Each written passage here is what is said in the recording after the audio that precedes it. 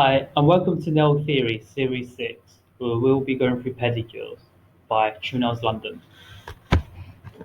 So, this workbook is quite large, but we will go over the following steps.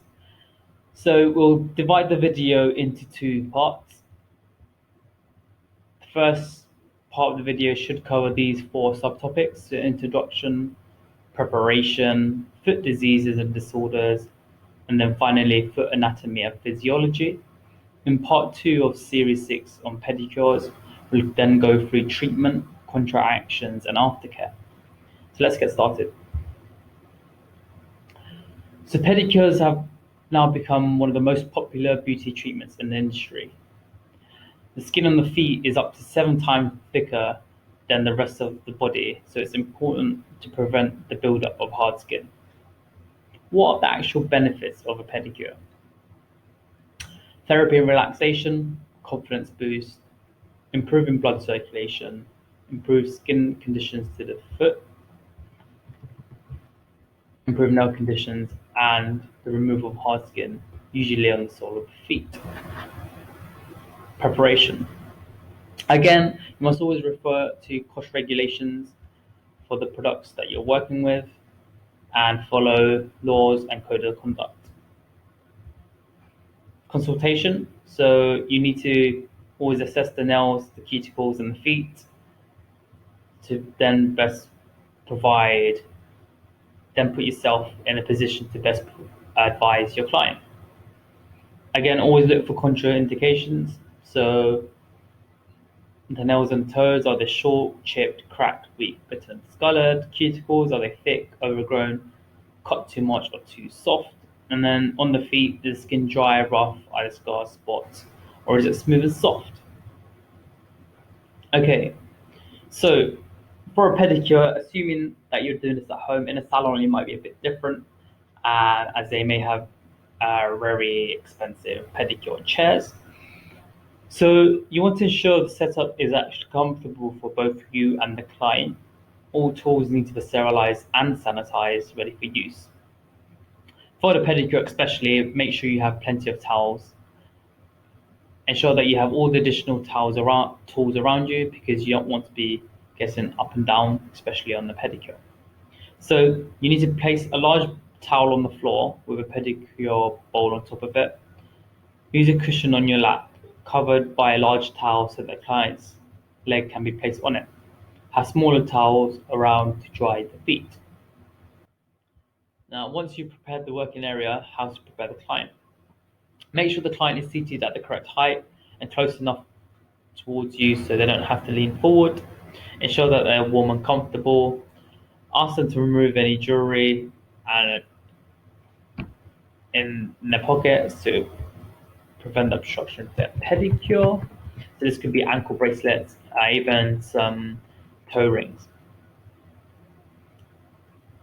You then sanitize both your hands and then the client's foot.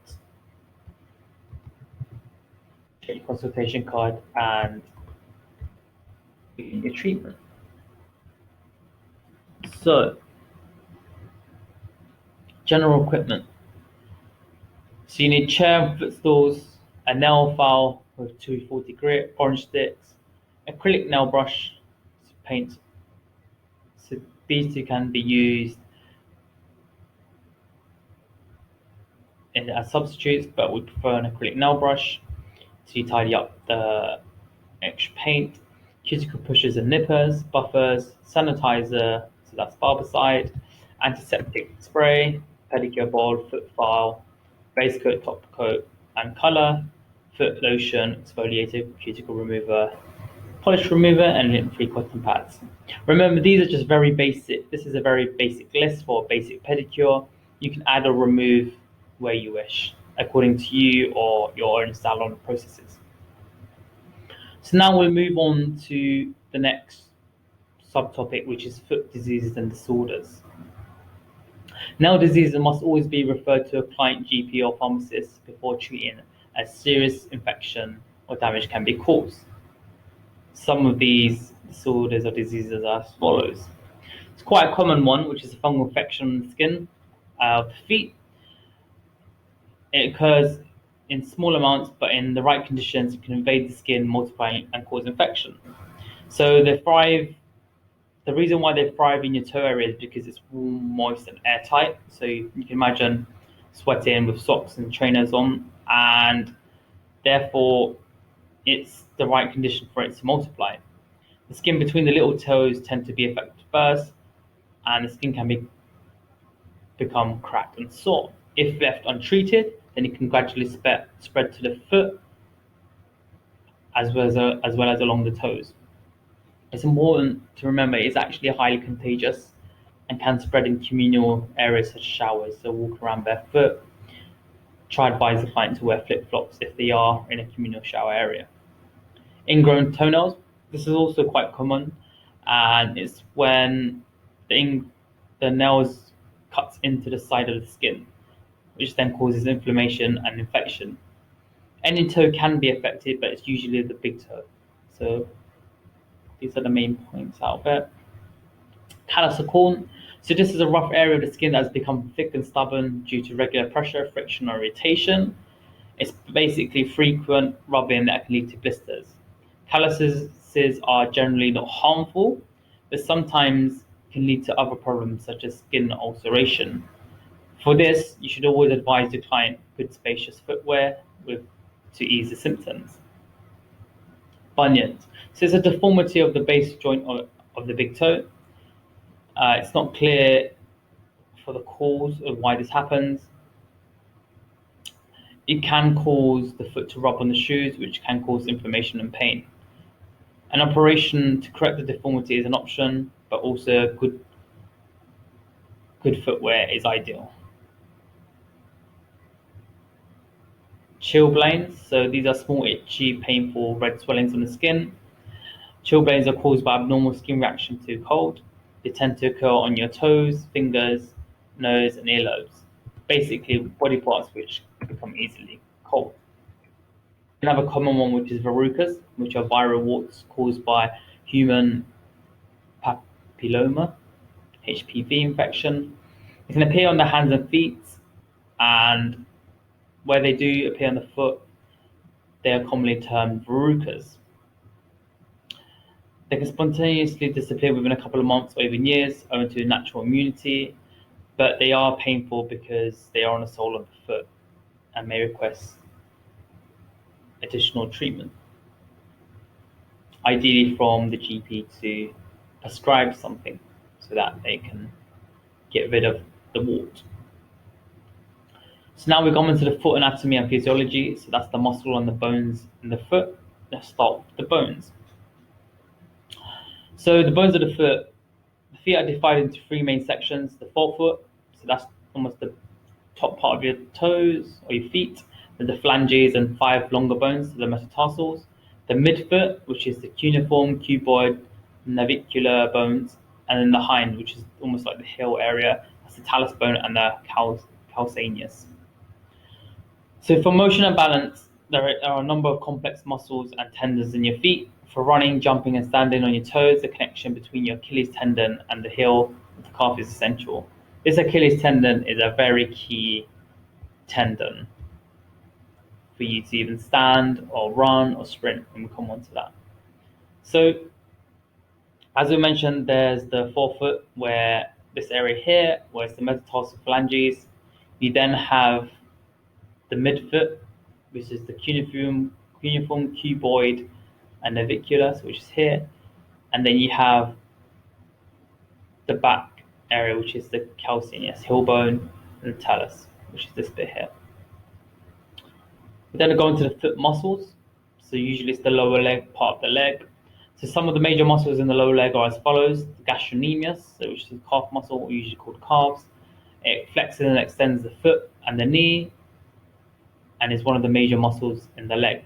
Soleus, this muscle is needed for walking and standing. It connects the back of the knee to the heel. And then the plantaries.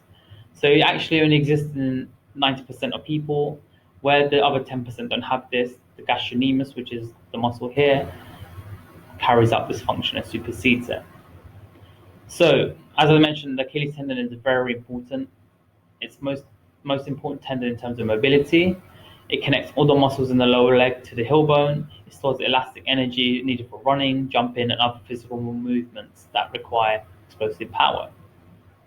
Let's have a look at what that looks like. So the main muscles we're looking at here, so we had the gastrocnemius, which is the calf, the Achilles tendon, which is this tendon here, joining the calf and the muscles to the heel of the bone. And then we had the soleus and plantaris. So let me show that for you.